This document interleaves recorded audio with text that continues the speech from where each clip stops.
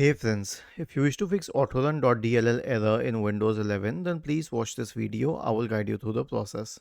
Now it's not very difficult. Here's what we have to do. First of all, open any browser and search for Microsoft C++ redistributable.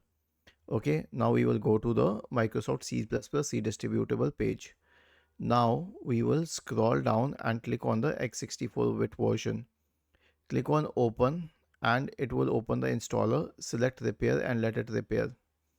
Okay, so this is one solution. If it doesn't work, then perform an SFC scan. Search for command prompt in the Windows search bar and click on run as administrator. Type the command sfc space forward slash scan now and hit enter to invoke the SFC scan. This will solve your problem.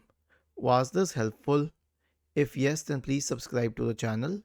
If not, then let us know in the comment section of the video on how we could help you further. Thank you for watching this video and have a nice day.